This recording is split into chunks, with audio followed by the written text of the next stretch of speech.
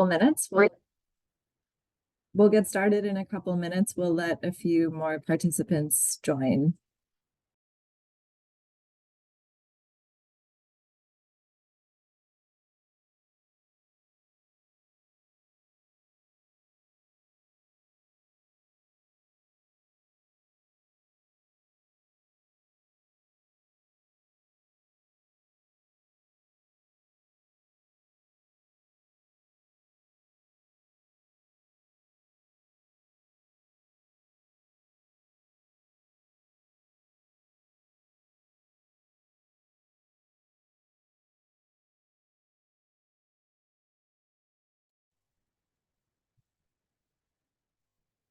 All right, well, hello everyone, and welcome to this session of the Raising Ambition Through Partnership series. My name is Amanda McKee. I'm Director of Knowledge and Learning with the NDC Partnership.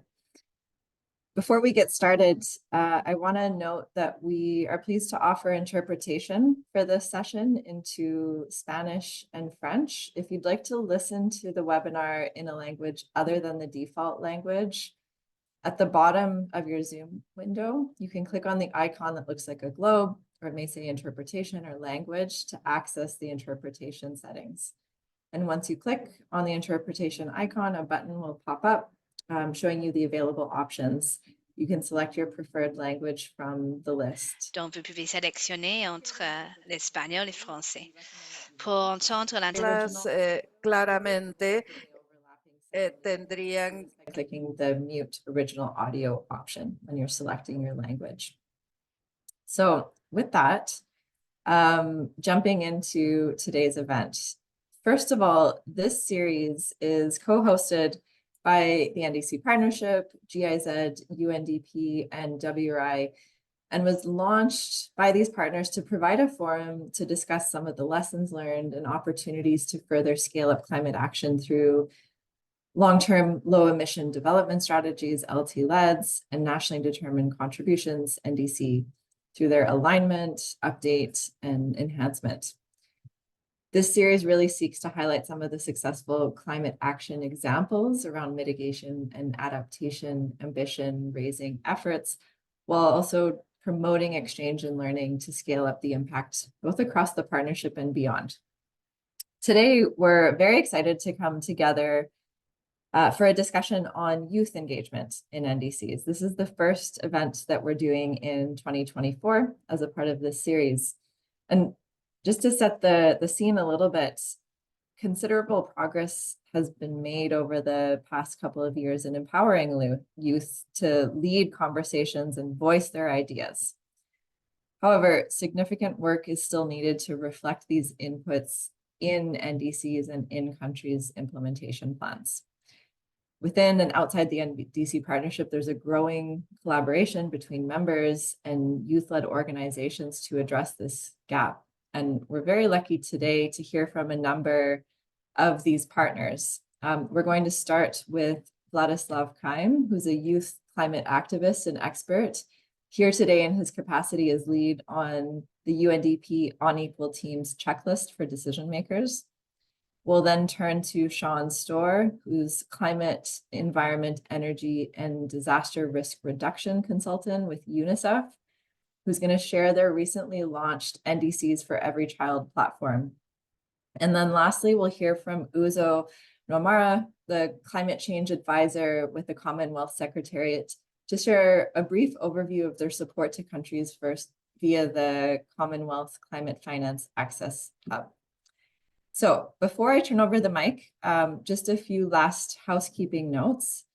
There is a chat and a Q&A function available through this webinar. So please feel free to use the chat function throughout the session if you want to share comments, resources, or engage with other participants. We also encourage you to use the chat to introduce yourself. So your name and the organization or country that you're joining from. If you want to pose any specific questions to the speakers, please use the Q&A function, and we'll raise those questions, answering them either through the Q&A or through a discussion session at the end. All of the materials from today's session, including the PowerPoint and any highlighted resources, will be shared by email following the event, and we're also recording today's session, and it will be available on the NDC Partnership's YouTube channel later today. So thank you for your attention to these notes. We're very excited to get started. We hope that you'll find today's session informative, engaging, and with that, I'm very pleased to introduce and hand the mic to our co-host and our moderator for today's discussion, Verania Chow, who is Program Specialist for Climate, Gender, and Inclusion at UNDP. Verania spearheads work on the integration of social inclusion within NDC processes that includes youth engagement, gender equality, and Indigenous communities. And so with that, Verania, over to you. The floor is yours. Thank you so much, Amanda, and good morning, good afternoon, and good evening, colleagues. I'm very excited to be here today and to share with you the great information and experiences that our speakers will share with all of us. So let's start. I think there is so much that we want to hear from our speakers that I don't want to delay anymore this exciting discussion, and I really hope that the audience, the participants today engage in asking questions or comments through the Q&A function and the chat as well. So let me then give the floor to Vlad. Vlad will share information in terms of the key takeaways from the checklist and the process that involved the development of the checklist titled On Equal Terms. So Vlad, the floor is yours, and I remind you that you have 7 minutes approximately. So thank you so much for joining us today. Over to you. Thank you. Thank you very much, Verania, and good morning and afternoon, everyone. It is my absolute pleasure to be able to introduce to you the On Equal Terms checklist for Youth Inclusive NDC process today. And next slide, please. Of course, when we are talking about such an important document, it's important also to start with the why question and why now. The stakes for youth engagement in the climate processes are especially high at a current point in time. New NDC cycle is looming now that the first global stocktake is over, and this is a wonderful opportunity to reshape the quality of youth engagement at the national level when it comes to climate policymaking. Moreover, when we're talking about the NDC formulation and implementation, we also need to keep in mind that from the point of the quality of engagement, it is not an isolated process, but also a measure of capacity of young people for wider democratic engagement and whether they can trust their systems to actually deliver on the policies that are able to avert the generational impacts of the climate crisis, which are mostly falling on today's young people. Next slide, please. And so with that in mind, our checklist has gone through multiple levels of ideation, validation, and verification. It was based on a survey of 335 young people from nearly 80 countries from all continents. It benefited from significant and valuable inputs from the UNDP practitioners, from the headquarters and regional offices, whom we are extremely grateful for. And on top of that, it was also peer-reviewed by 10 youth reviewers, UNDP experts, and external partners.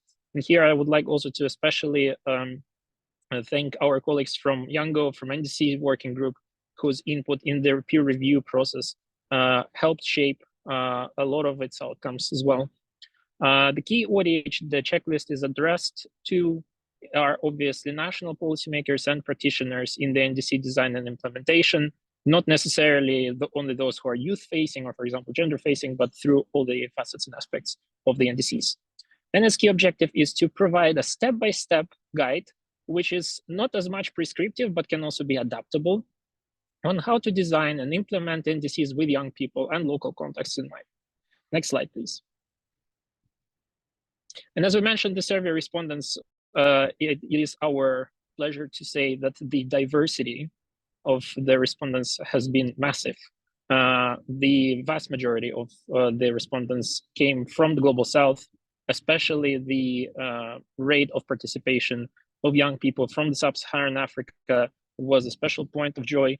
The median age of a participant in our survey was 27 years old, And in terms of the backgrounds, exactly a little bit more than the half reported coming from a clearly identifiable disadvantaged or marginalized background, such as tribal, indigenous, African descent, mixed race, LGBTQIA+, and others. Next slide, please. The key steps that the checklist is focusing on when it comes to both the entry, the formulation, and implementation refer to the following choke points. The first one being the political engagement, and starting with taking the political decision to include young people, because the political will is the key kickstarter, the key catalyzer of the process. Followed by mapping, because ensuring meaningful engagement starts with as broad of a mapping as possible to make sure that no organization, no community, no perspective is left behind in the process. Augmenting that, obviously, is coming dissemination, which relates to getting information on the NDC process easily accessible to everyone. And there are so many contexts which require so many various methods of outreach. Capacity building is, of course, important. Putting youth on equal footing when it comes to technical engagement is a task that requires commitment and resources. And building the capacity of young people to engage is an important field to demonstrate that. Last but not least, inclusiveness and sustainability of the process is extremely important, because it's not only about making sure that it's inclusive once, but it's that inclusive every next time, and that every next time regularly and reliably takes place. This is important because our findings show extreme disconnect of young people from the NDC process. 78% reported they have never participated or been invited to participate in this process, and 62.5% perceive the formulation of the NDCs without involvement of youth is in fact a structural problem. And the last slide, please. I also would like to finish my segment with a message also to the engaged youth, not only to policymakers, because you also derive a significant use from the findings of this checklist. Most meaningful engagement is always iterative, meaning it should happen across multiple points. And so I encourage you to use the checklist as a tool to constantly follow up with the decision makers and to create this institutional memory and basis of cooperation that you can build upon.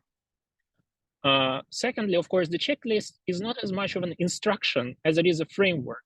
So don't hesitate to adapt it locally according to your needs.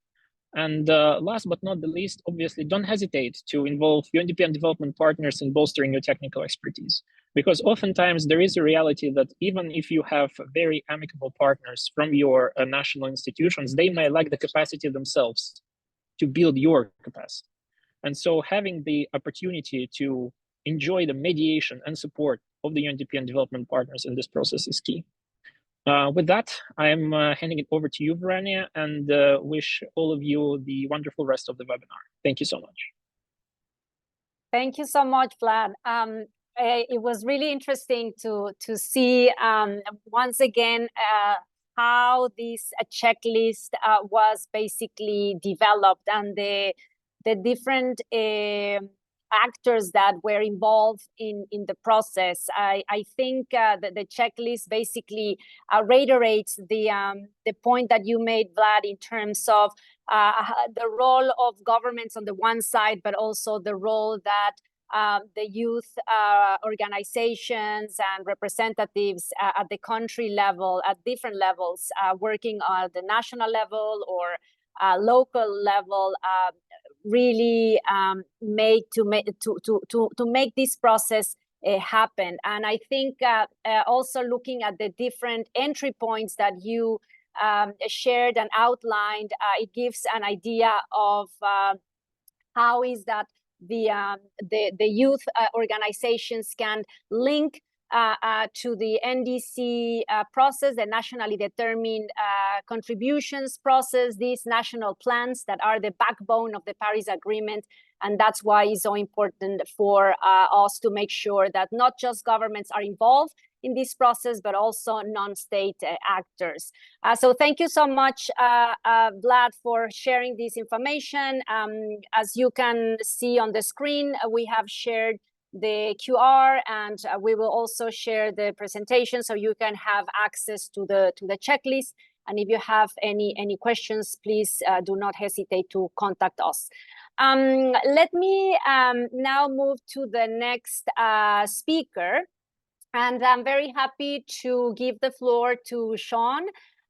Sean will share with us also a very exciting experience and information in regards to a data platform on how it can impact NDC enhancement. As Vlad mentioned before, we are in a very good moment where countries will soon start with the new cycle of NDC revisions. So countries will start looking into enhancing and updating their nationally determined contributions. And this is the perfect time for youth organizations and governments alike to engage each other and to start having these conversations and find ways of better interact and work together. So Sean, I'm very happy to give you the floor. Please, over to you. And just to remind you that you have approximately 7 minutes. Thank you so much. Over to you. Great. Thank you so much, Veronia. So yeah, we at UNICEF recognize the importance of the inclusion of children and young people in NDCs. And so to that end, we have been analyzing all NDCs that have been submitted since September of 2021 to assess what we call their child and youth sensitivity. And then the results of this analysis are now displayed on a new publicly accessible data platform, which I will be giving a short walkthrough of today. So next slide, please. Great. So before walking through some of the aspects of the data platform itself, I just want to briefly go over how the analysis is conducted to make it easier to understand the data. So UNICEF defines child and youth sensitivity twofold. The first are the voices and the perspectives of children and young people being included. Are children and young people seen as stakeholders and drivers of change in the NDC process?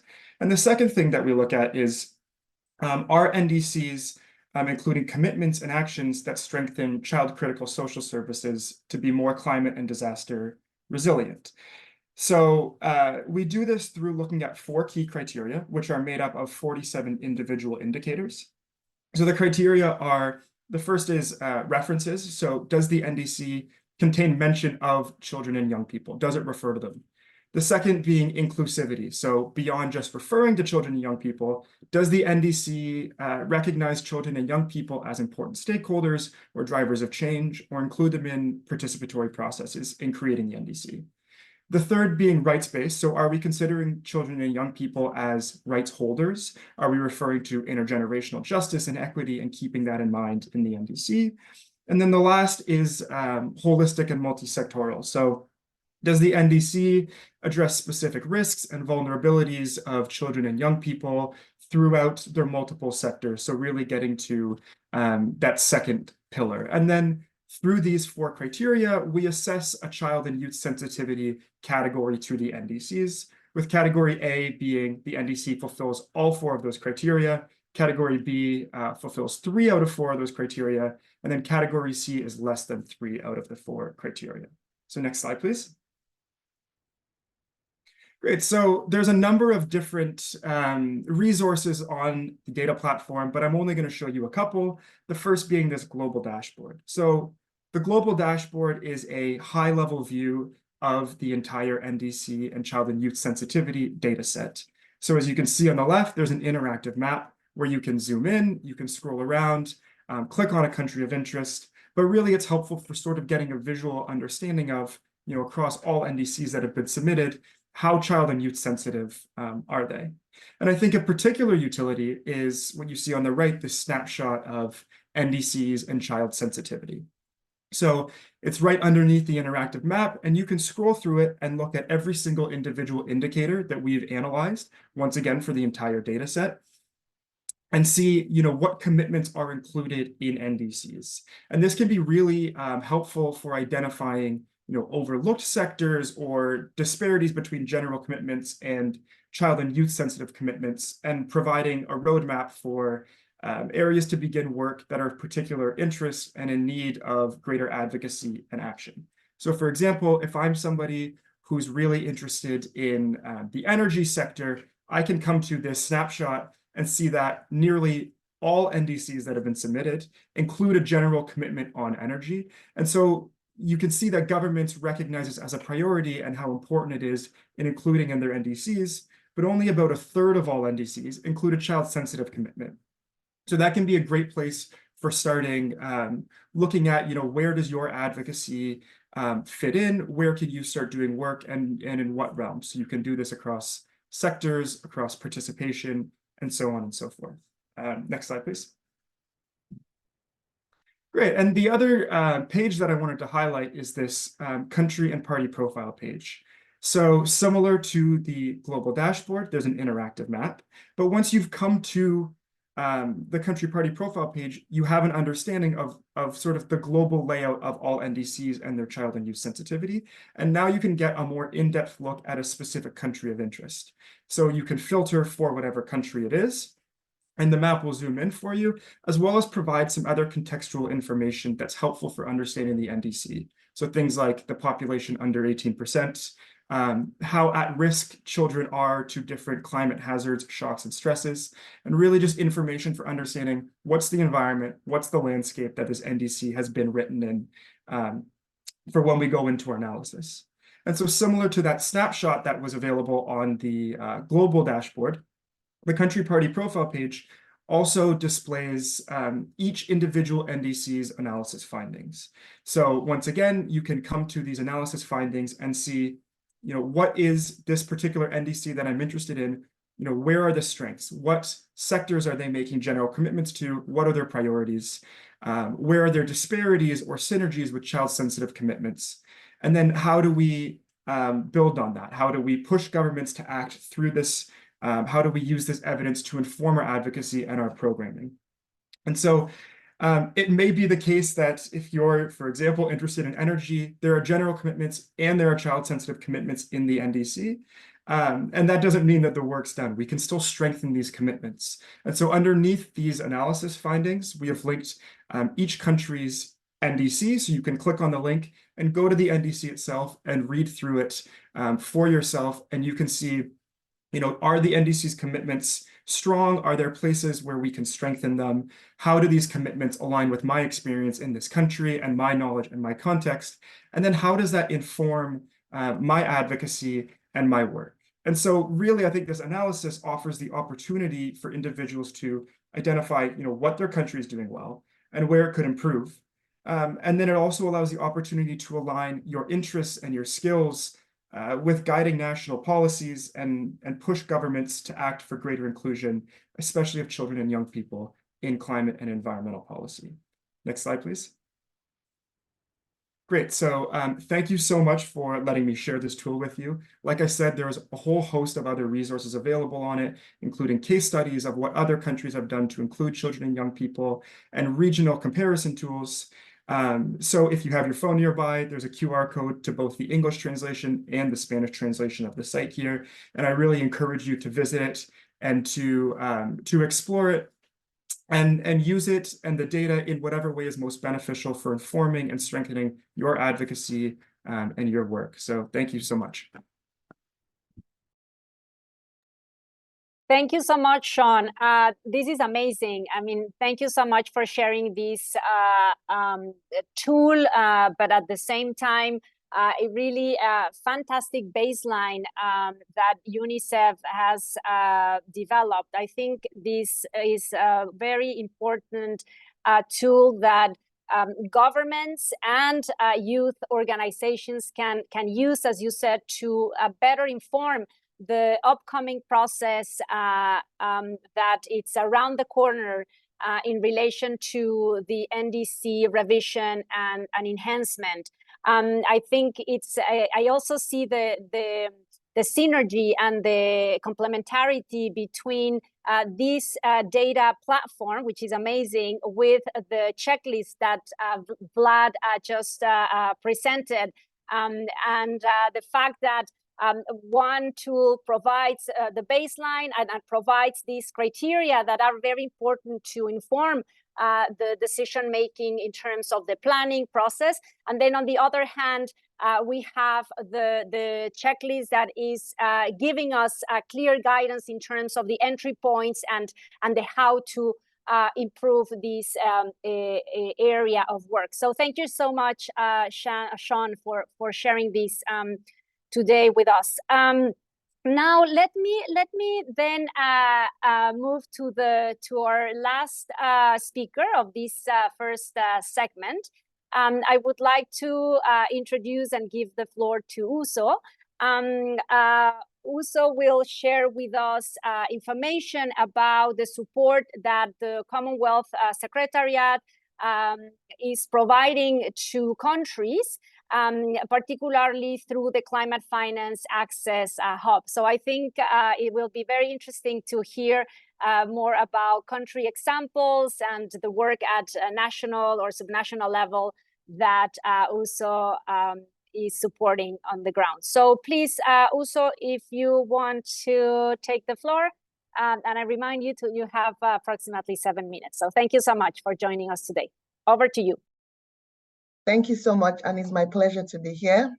And yes, to share what we are doing at the Secretariat through our flagship Commonwealth Climate Finance Access Hub in implementing the NDCs, working with our member countries to translate their NDCs into action. So next slide, please. Yes, I'll be presenting in terms of the context and rationale, current activities, and then what we're going to be doing moving forward. Next slide. Next slide, please. Indeed. So why does youth mainstreaming matter to us at the Commonwealth? We are a young Commonwealth. So around 60% of the population of the Commonwealth is under 30 years old. So it's important for us to make sure that we are responsible and being responsive to ensuring that, out of the 2.5 billion people that we have, who are mostly young people, we are taking on board their concerns, taking on board their solutions, taking on board their ideas as we respond to climate action. Also recognizing that our young people would feel the impacts the most because they're experiencing climate change impacts now and into the future. But at the same time, I think we've heard from other speakers, and we definitely agree that young people are actually key stakeholders in terms of bringing in ideas, solutions to the climate debate, and in terms of responding effectively, so we have inclusive climate responses, both in terms of mitigation, adaptation, and cross-cutting. Next slide, please.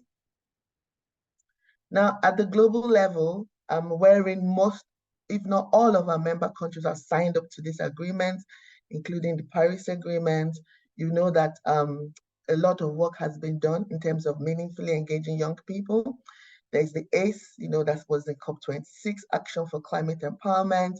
If we're coming down from the global level to the Commonwealth level, our Commonwealth Heads of Government meeting of 2022, the last one, the most recent, in its communique, not only encouraged the meaningful participation of our young people in decision-making from the policy level down to implementation, but also declared the year 2023 and now 2024, the year of youth. Working with our Commonwealth Youth Network, we have the Commonwealth Youth Climate Network, and they have developed the Commonwealth Youth Statement on Climate Change, which calls for specific, direct engagement and active participation on young people, safeguarding and the likes. And then moving on, we also have, further COP decisions. Can we move to the next slide, please? I think I outlined it better there. Yes, so just highlighting the process from COP26 to COP28, where there has been concerted action in the outcome statements to make sure that we are working together with young people, recognizing them as agents of positive change, recognizing the need, and I like the term, the title, on equal terms, especially in COP27. It was considered that we should have youth representation in national delegations. And I think this is, when we say meaningful engagement, this is putting it into practice. Of course, at COP28, a lot was around implementation and also mobilizing funding. And we were quite happy to work with youth networks in terms of availability of climate finance for youth. But just to show the trajectory, and we would also recall for the first time in COP27, there was a children and youth pavilion, which was carried on into COP28. And I think the advocacy we're pushing for is for all our member countries to have youth representation in their national delegations, especially when it comes to this high-level discourse at the policy level in the COPs of the UNFCCC. Next slide, please.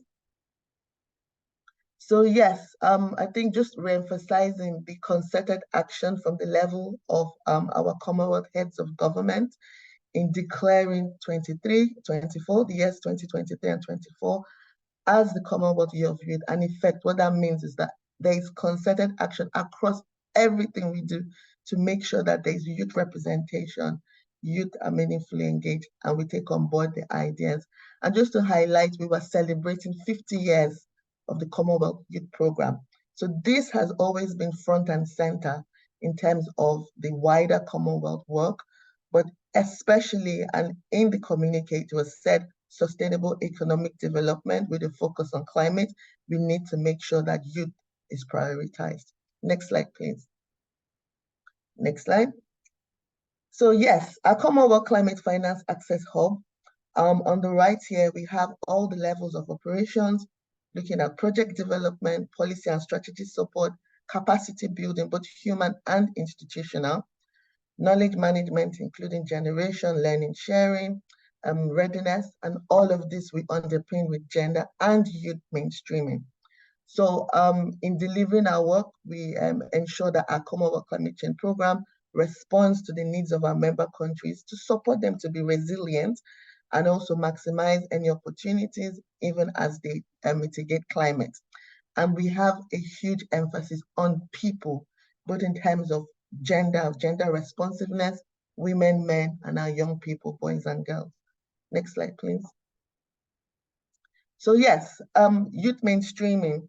Our CIFA, working with the youth sections, focuses on the elements of youth mainstreaming and the specific ones in line with the operations of the CIFA along project development, wherein when we have project ideation and then working through to climate proposals, we aim to make sure that along that thread, we're working to integrate youth concerns, youth considerations, so that we have inclusive climate finance proposals. In terms of policy and strategy support, it's on two levels here.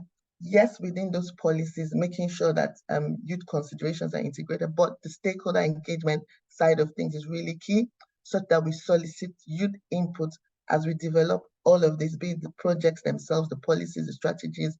Capacity building is key in terms of our work on climate finance access.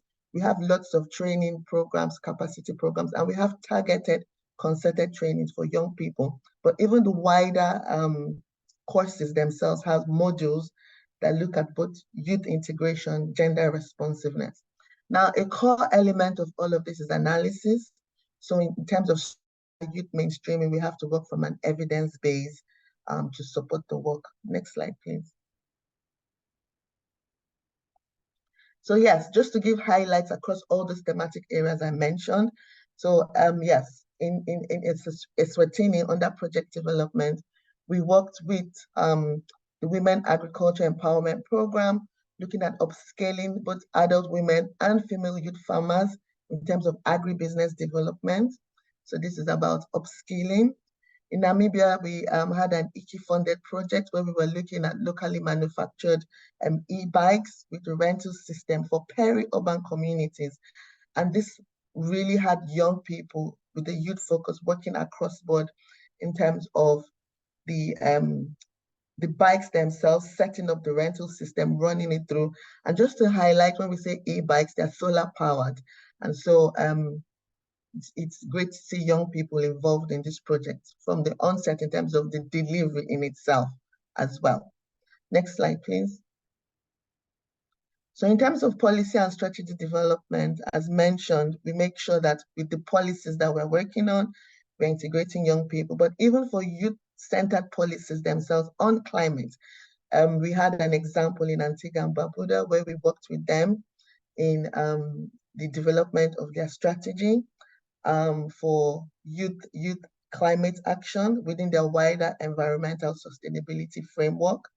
Again, in Namibia, to support a full GC, we actually did an assessment, like a feasibility study, to look at the communities, the marginalized groups, with a focus on gender and youth for the early warning system project that is being developed.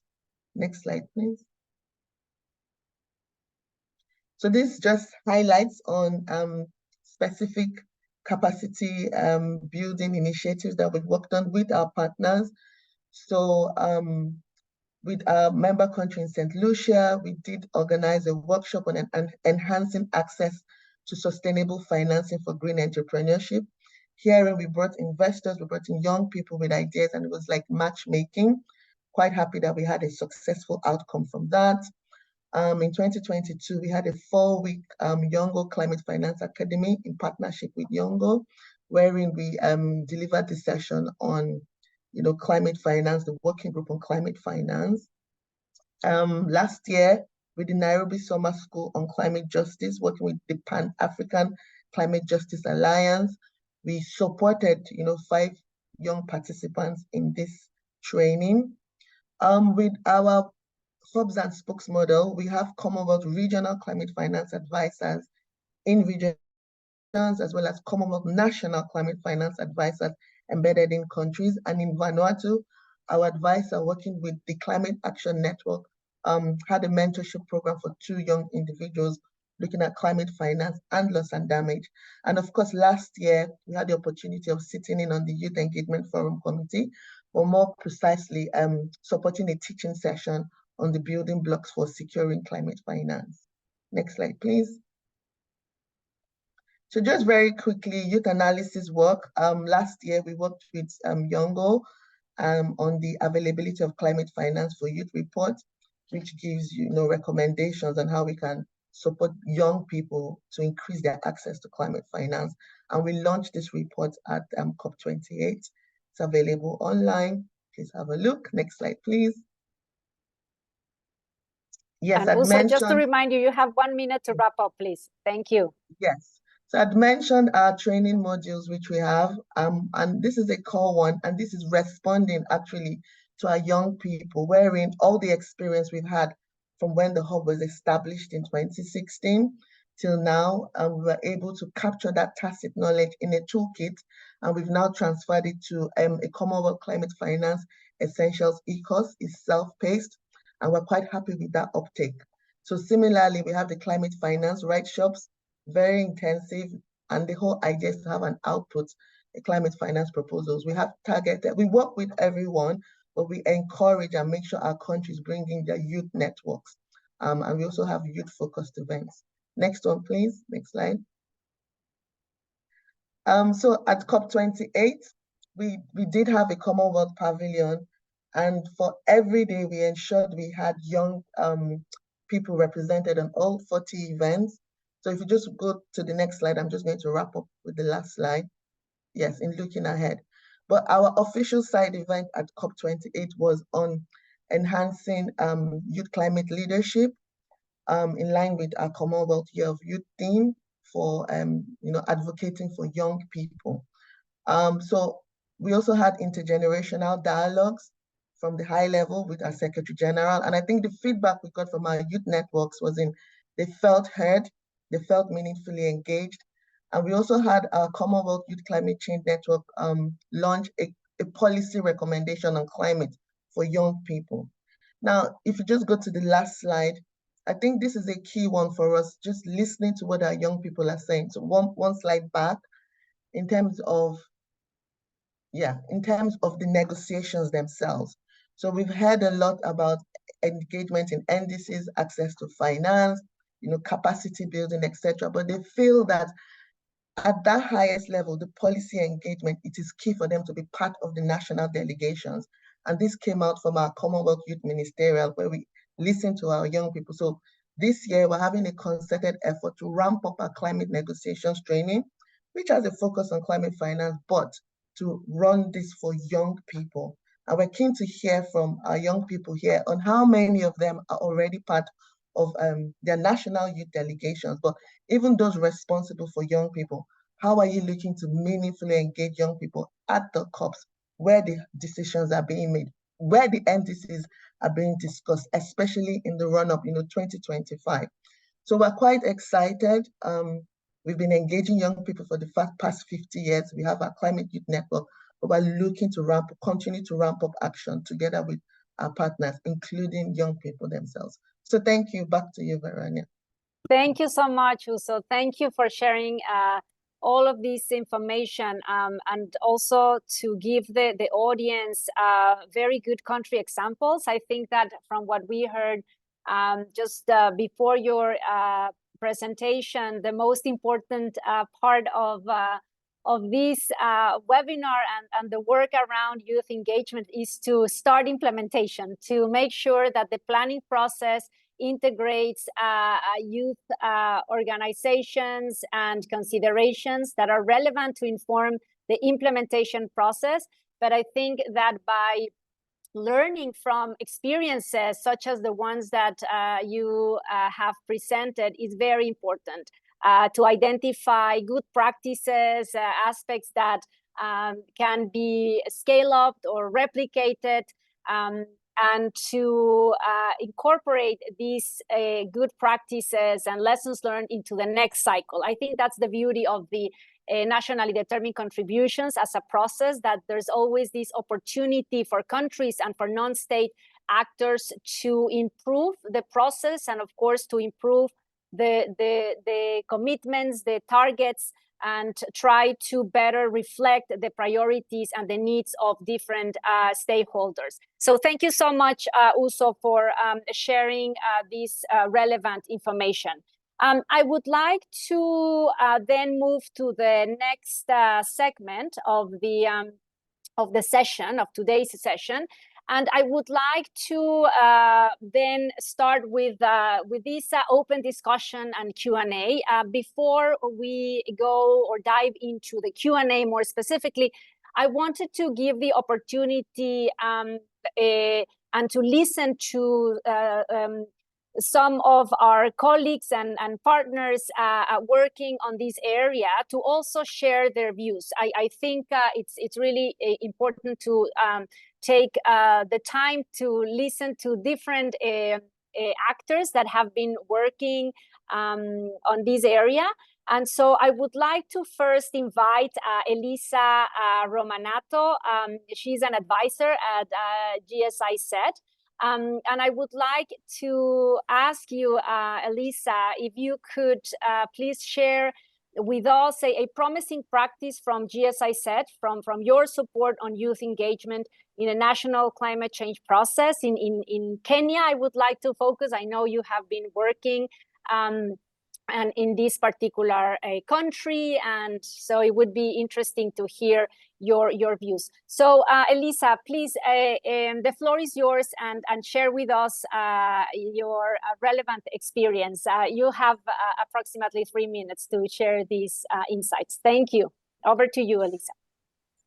Thanks a lot, Verania, and thank you also to all the other speakers. It was really impressive what you presented.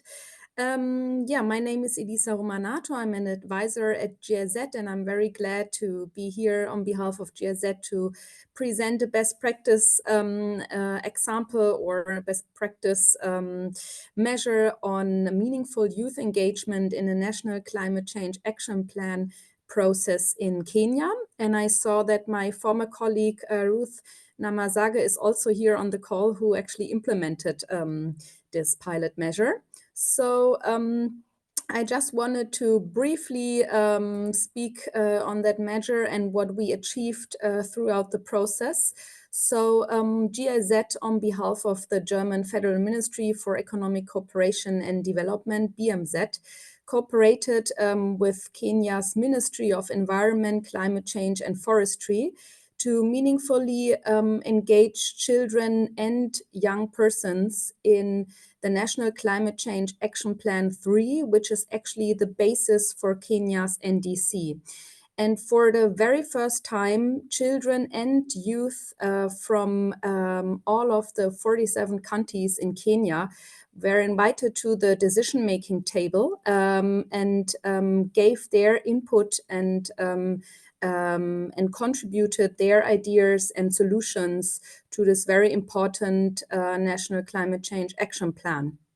And I would like to mention 3 highlights throughout the process. So through this engagement process, a total of almost 300 young persons, so children and young persons from the 47 countries were systematically consulted for this national climate change strategy. And through capacity building workshops which were held, children and young persons were empowered to share and contribute their ideas, but also solutions to NCAP 3, which is the abbreviation of the National Climate Change Action Plan. And so this led to the fact that for the very first time, we can see that Kenya's Ministry of Environment actually included a specific chapter with priority actions on children and youth in this very important policy document, which will be the basis for Kenya's NDC. So we can not only see that the needs and actually also the empowering sides of youth engagement have been officially included in the document, but also that very specific on concrete actions which can be taken up by the government are implemented in this policy document. And of course, we hope that they will also be implemented, but I'm very positive about it because the ministry actually is working on continuing to systematically engage young persons. And let me highlight just the last result or success of this measure. Actually, this measure was included also by Yango in the official youth stocktake of UNFCCC processes. I can also post a link here in the chat. You will find it on page 51. And yeah, so in general, if you have any questions, let me know. I want to stress again that I think it's very remarkable by Kenya's government to opening the doors for children and youth and by working together, because I think only in this way we can achieve effective climate solutions. And let me end with a quote from a young participant of this process, of this youth engagement process in Kenya, who said, "Empowering today's youth is not just an investment in our future, but a commitment to a planet that thrives. Let our actions today shape a climate resilient world for generations to come." So yes. Thanks a lot for your attention, and I hand back to you, Verania. Thank you so much, Elisa. Thank you. I think it's really interesting to hear today and for the audience to see the different roles and support that different actors are providing. Vlad, at the beginning of his presentation, mentioned the relevance of having different actors supporting governments, but at the same time, governments that are receptive and have the political will to open the space for youth to engage, and at the same time have youth organizations that have clarity in terms of their contributions and how to better engage in this process. So thank you so much, Elisa, for sharing this experience from the work that GSIZ is conducting at the national level. Let me now give the floor to our colleague, Tapiwa Kamuruko. Tapiwa is the Climate Change Mitigation Officer at the Climate Change Management Department of the Ministry of Environment, Climate and Wildlife in Zimbabwe. And I would like to give the floor to Tapiwa to share the experience that Zimbabwe has been developing in relation to engagement with youth organizations and the support that they have been providing. So Tapiwa, let me ask you the following question. So considering your role in contributing to the creation of Zimbabwe's updated NDC, so you have been clearly one of the actors involved in this process, could you please share your experience in engaging with youth organizations throughout this process? And if you have any specific highlights that you would like to share. Over to you, Tapiwa, and thank you so much for joining us today. Thank you, Venania, and hello, everyone. Good morning, afternoon, and this side evening for us in the Southern Hemisphere. And I would like to say thank you very much for inviting me to this engagement. It's an honor and a privilege. And I would like to express my gratitude to be given the opportunity to share just a few points on what Zimbabwe has been doing and how youth have been involved in Zimbabwe's NDC process. As mentioned, my name is Tapiwa Junior Kamuruko. I'm the climate change mitigation scientist in the Department of Climate Change Management in Zimbabwe. Just to give a bit of a pictorial background of Zimbabwe, I would first of all like to highlight that Zimbabwe boasts of being a very youthful country, with approximately 67% of the population being under the age of 35. As such, young people are becoming more and more drivers for all developmental activities, including climate action, which is also part of our national mantra per se of inclusivity and leaving no one behind. And to give a further pictorial makeup of the country has 10 provinces. And I'm glad to highlight that in each of these provinces, there are youth organizations involved in various climate action activities, whether it be in advocacy, capacity building, skills development, or green jobs, for example.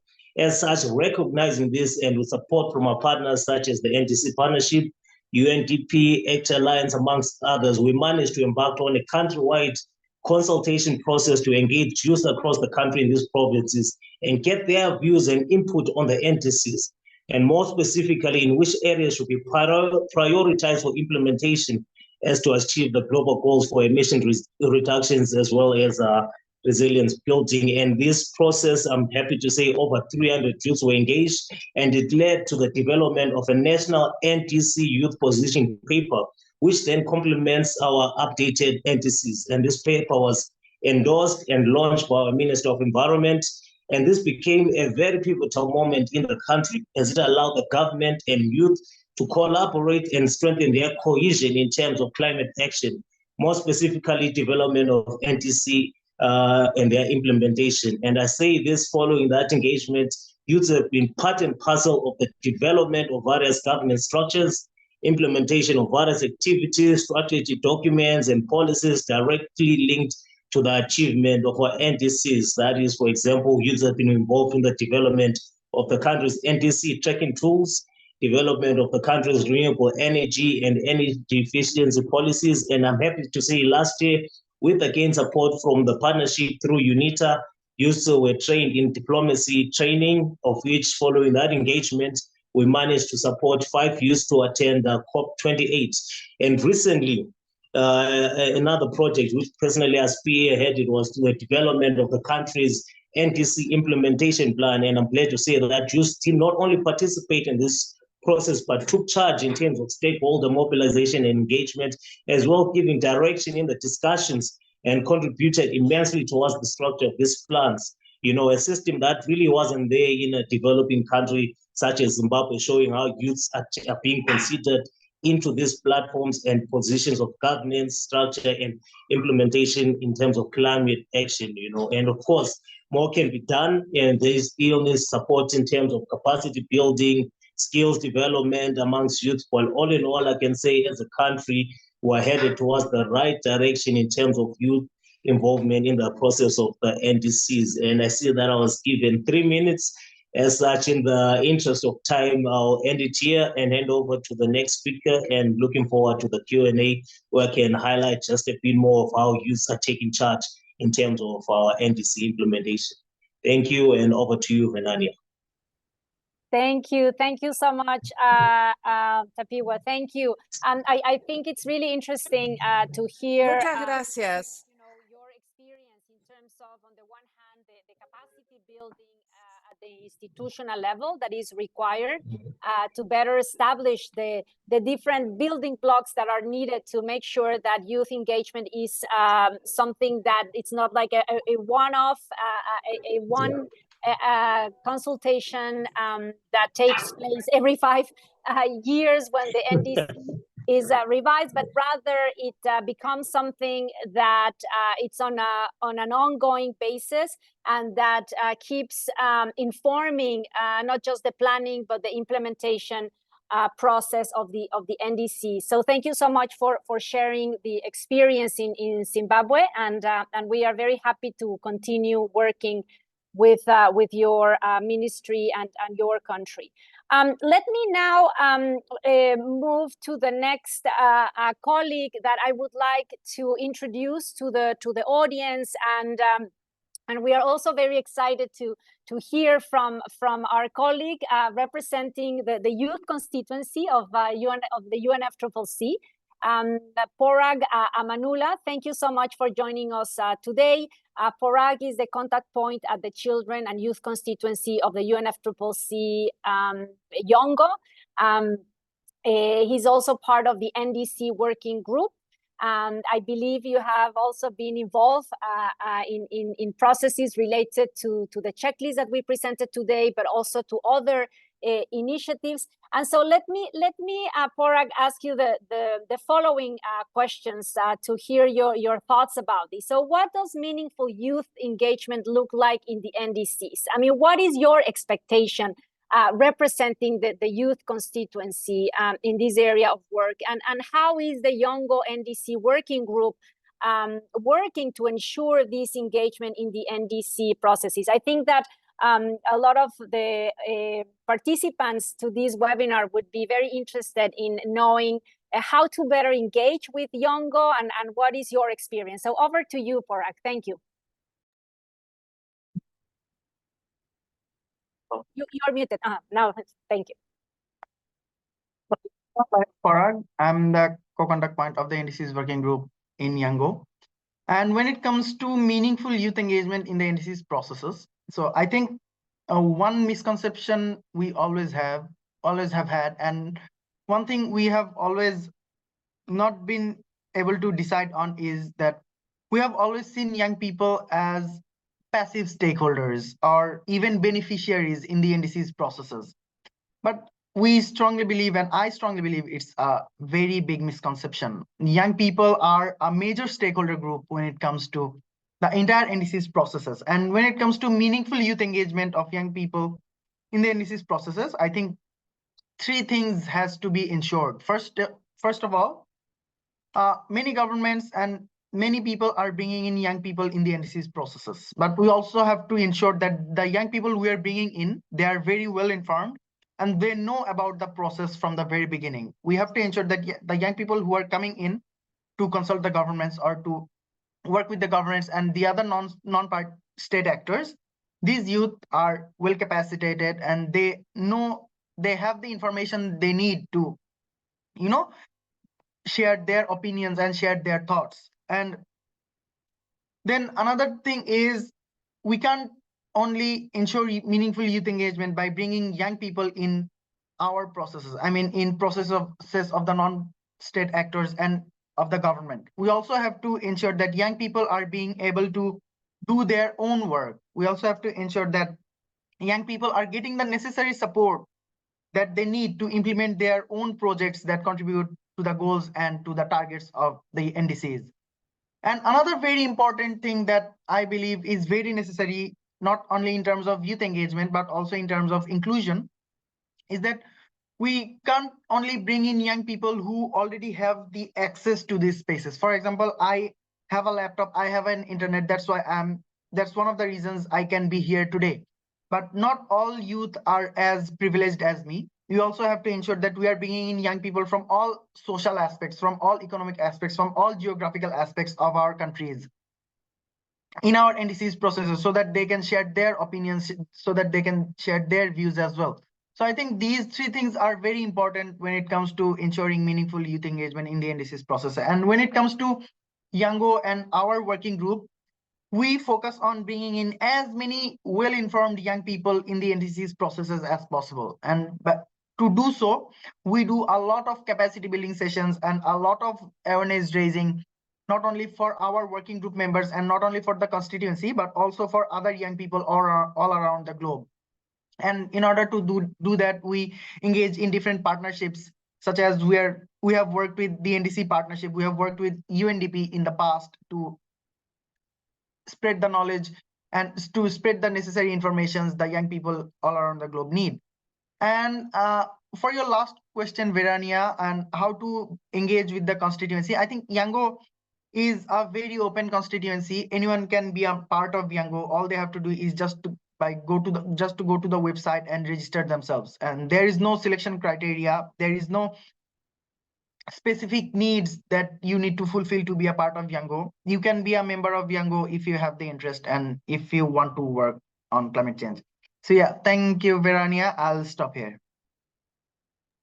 Thank you so much, Parag. And I think you raised a very critical issue, which is this aspect of inclusivity and make sure that we basically take into consideration the different context, also that we apply an intersectional approach to the work that we do.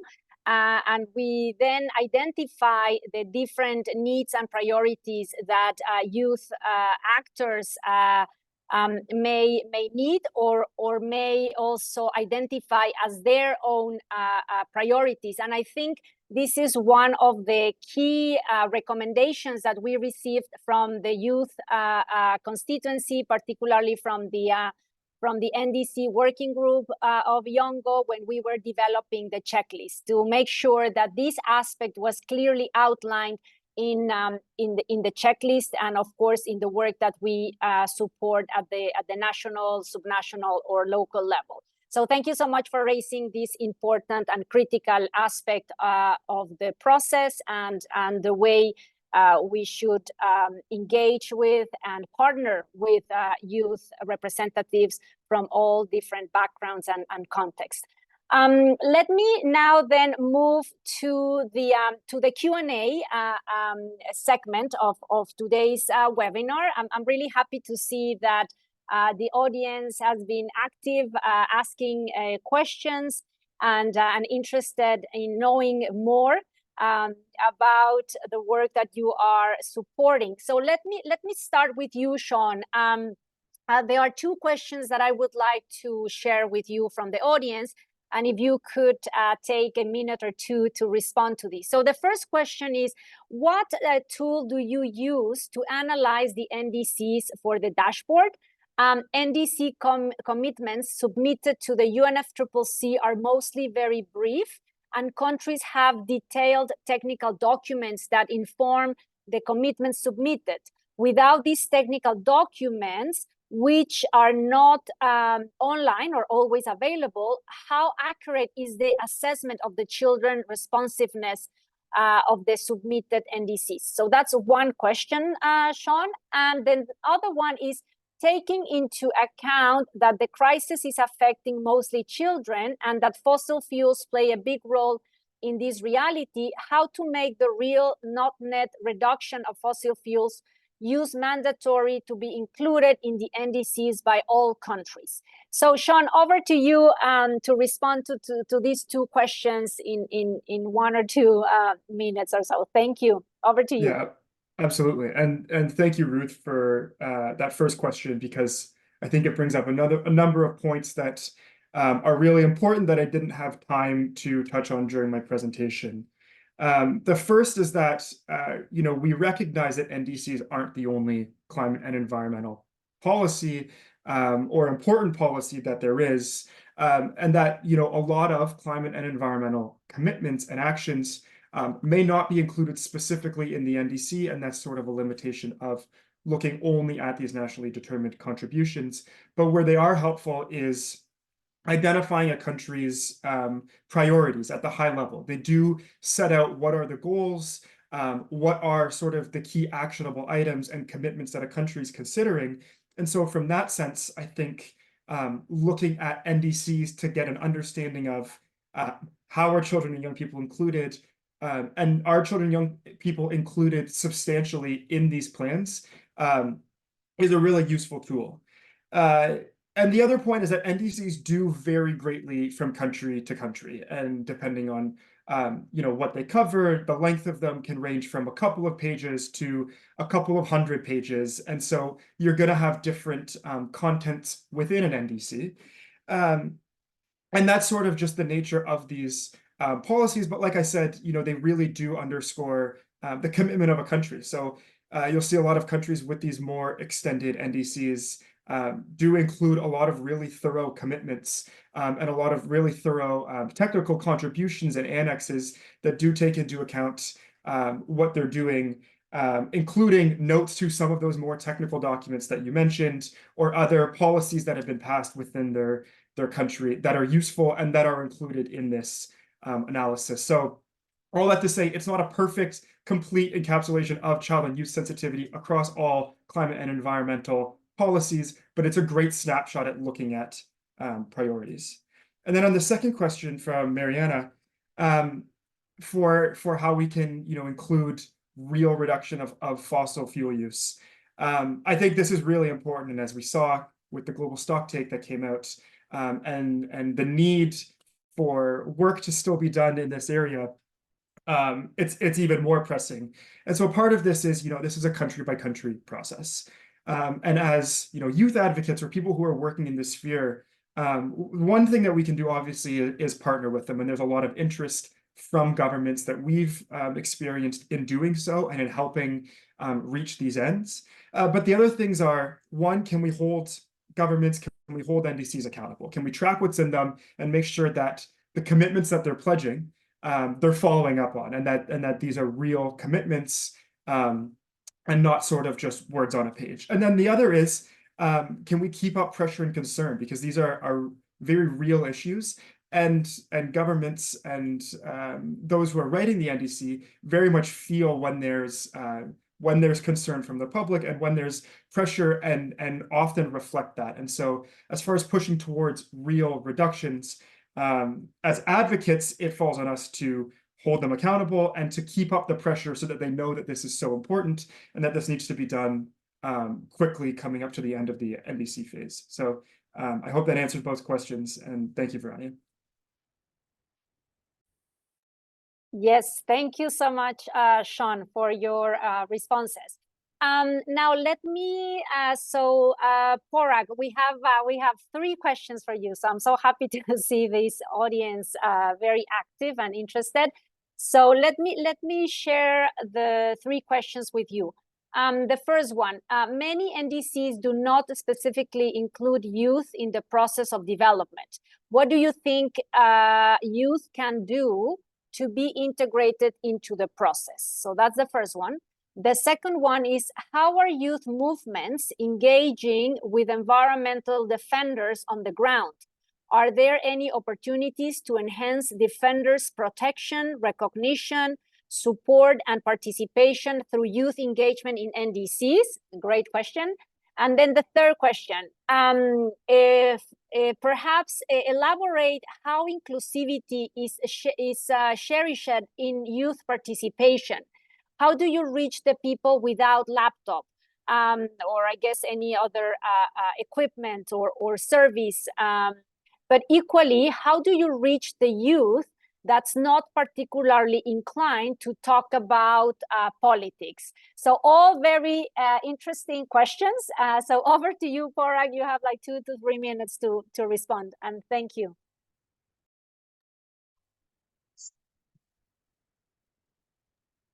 We cannot hear you. Perhaps you are muted, or maybe you can adjust your volume. No, I cannot hear you. It's only me. Can you try again? Can you hear him? No. Yeah, no, I think we're having some issues with your mic. Okay, now try again. I see that you have unmuted. No, I see your mic is unmuted, but for some reason, I don't know if you want to reconnect your headphones or your mic just to make sure that we can hear you well.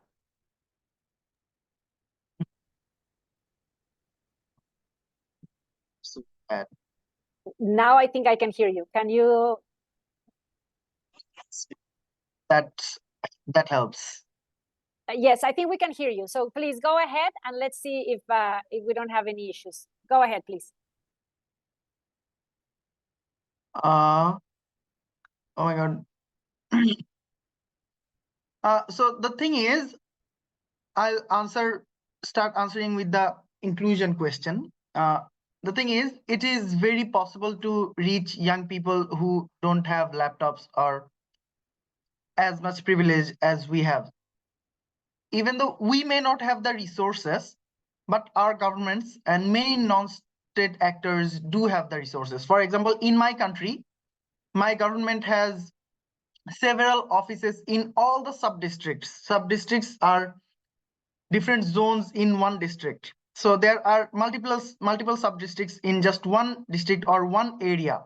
So these sub-districts have the manpower, have the resources to bring in the young people who should be brought in.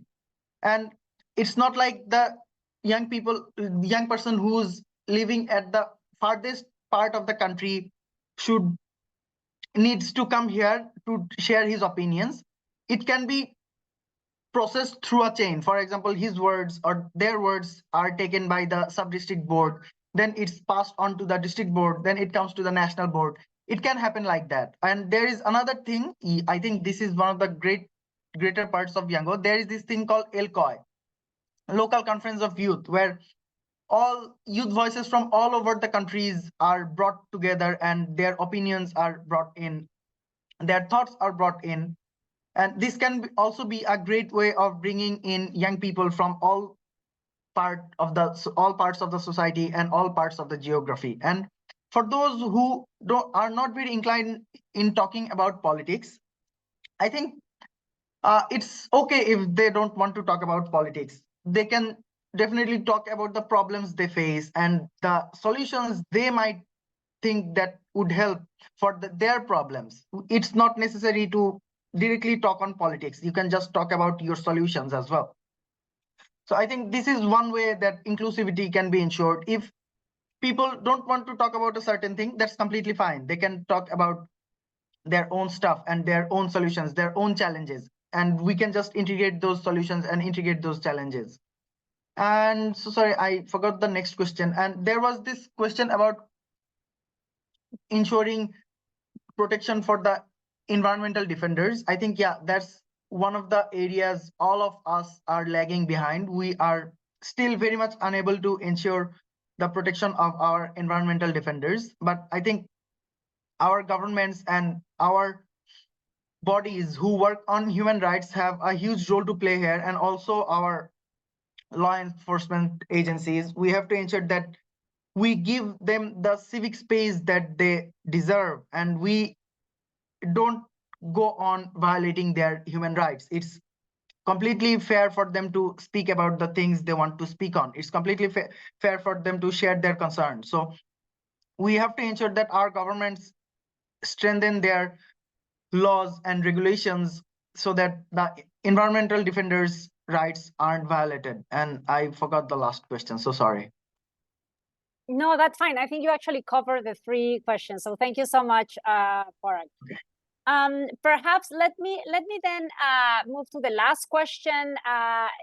Elisa, it would be great if you could share some information about this question. So the question is, what specific organizations are working in specific countries who create positive impact in the area of climate change? So basically, this question is about the potential financial support that can be provided to youth organizations or youth representatives. So Elisa, perhaps if you would like to share information in this regard, and happy to also share after you an additional point on UNDP side. So over to you, Elisa. Thank you. Yeah, thanks a lot for that question. That's actually a really important question. especially when we talk about getting implementation of youth measures done. And actually, this is a question which I got a lot when I was on duty travel in Kenya while implementing with my colleagues the capacity building workshop. So the young persons asked, so what are potential funding opportunities? Where can we hand in a proposal? And I think, unfortunately, there is not one website which covers all of the opportunities for youth organizations. So I can just list some which I know, and maybe, Verania, you can add words. So I think one also opportunity which is actually provided by the German government, and I think also a colleague from the International Climate Initiative is on the call today. I just saw him or her in the chat, is actually the ICI Small Grants program from the International Climate Initiative, where regional, national, and local organizations based in ODI countries can apply for a small grant. And just to give you an example, for example, in Kenya, currently 11 projects are funded through the ICI Small Grants program. Then there is also the African Youth Adaptation Solution Challenge, where young entrepreneurs can hand in a proposal and can receive $100,000 for capacity building, training, mentorship, and coaching, and be part of a 12-month business accelerated program. This is jointly organized by the Global Center on Adaptation and the African Development Bank and the Climate Investment Funds. Then I think there is also offered by the Global Center on Adaptation several opportunities for youth leadership and education programs. So you can check out their website. I think you can say more about it, Verania, about the UNDP Climate Promise. Maybe there's also some opportunity. I think these are some opportunities I can mention, but I'm very sure there are many more. Yes, so back to you, Verania.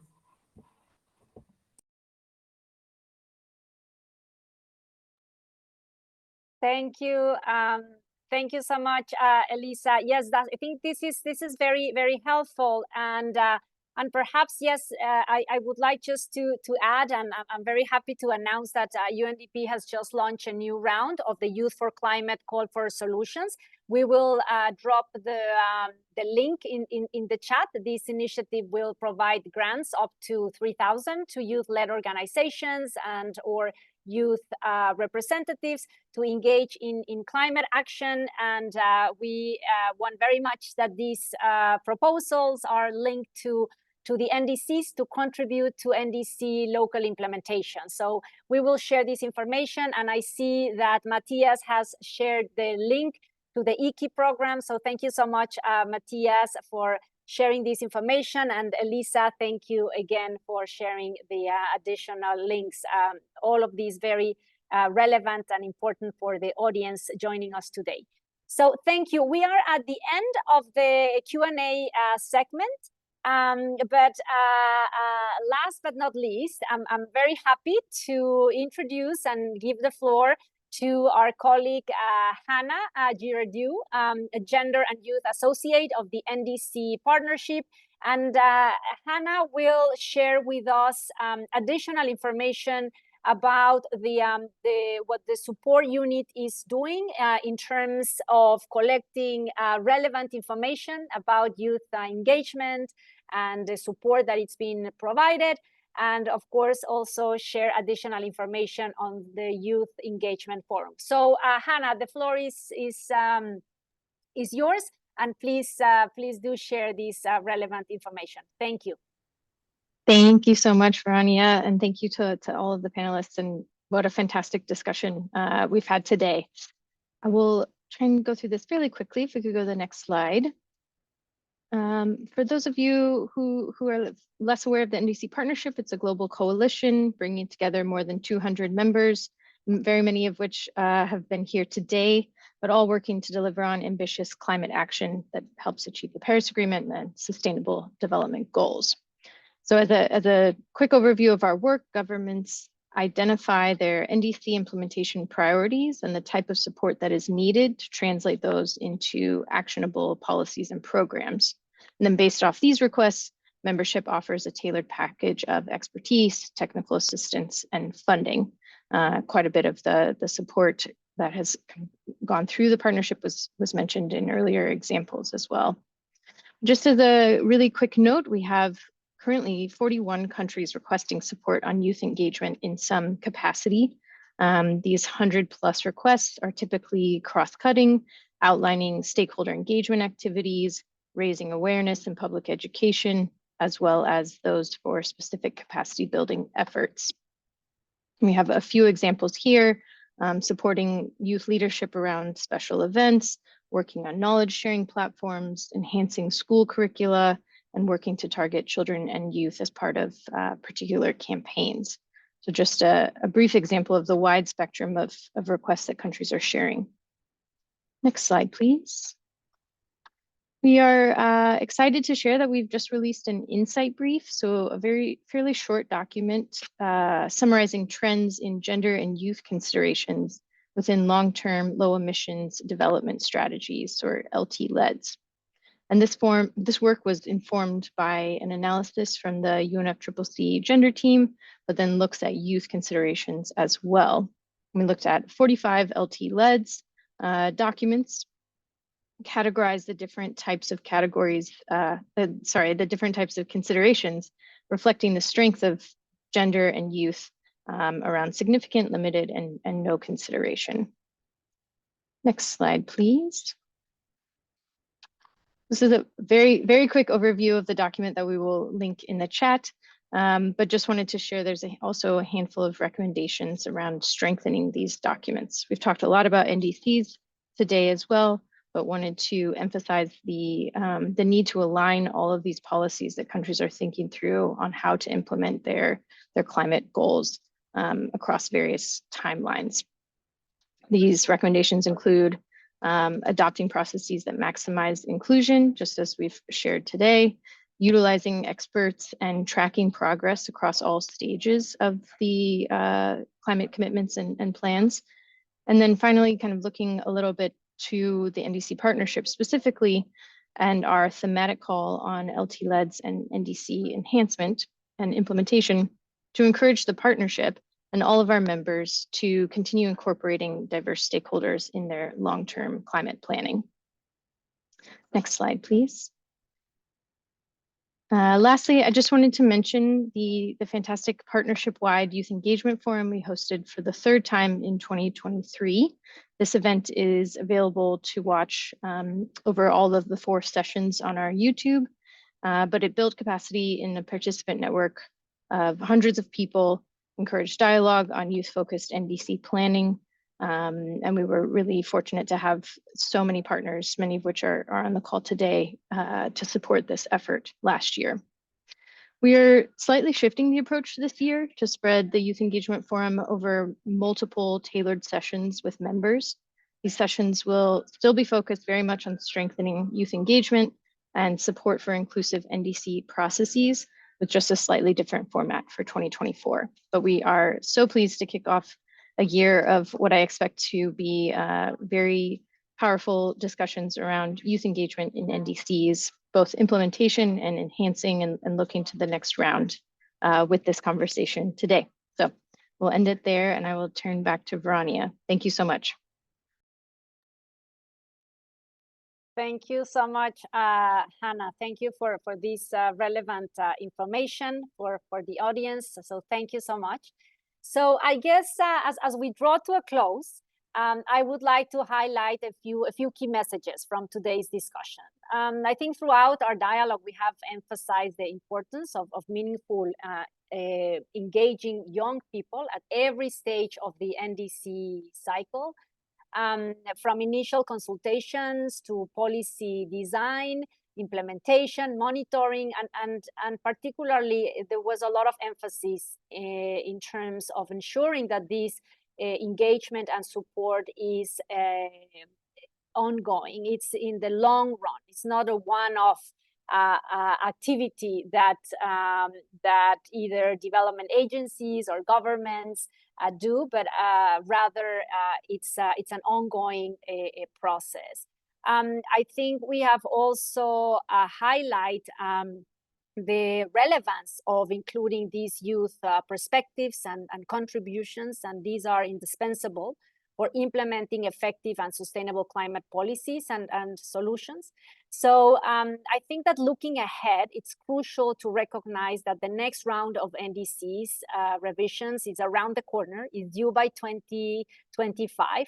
And it's a great opportunity that we should all, from the role that each of us play, can really make the most of it. And so I think that ensuring a continued youth involvement and empowerment in these processes will be essential for achieving ambitious national climate goals, but ambitious national climate goals that at the same time are more inclusive, that engage youth from different contexts and backgrounds in the best way possible, and basically increase ambition in the next round of NDCs on these aspects related to inclusivity. So to me, it is imperative that we recognize and address the diverse needs of underrepresented groups, particularly children and youth, and within the role that they can play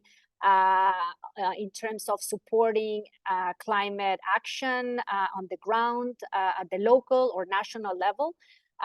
So it's important to promote that these inclusive and safe environments for children and youth are there, that there is an open dialogue, and that we also provide a targeted support. I think it's important to make sure that we provide information, as we are doing today, provide concrete data, as we also heard today from the different speakers, and the seed funding to make sure that the youth-led organizations have the power to drive these changes on the ground. And I believe that we have also address these points in our interventions and in the chat.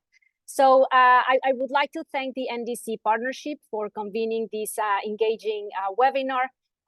Also, many thanks to all the panelists, the speakers, for their critical insights and for sharing this relevant information. And of course, many thanks to all the participants, the audience that was very active today and that joined us. So thank you so much for being here, and please do spread the word that this is the time to make critical changes and achieve transformational pathways.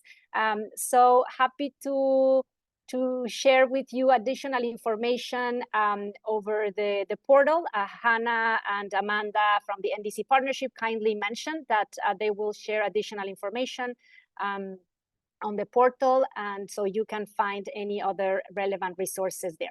So thank you so much. I think this is all from my side, and I want to thank again, and please stay safe, and hopefully we'll see you soon. Bye-bye. Thank you.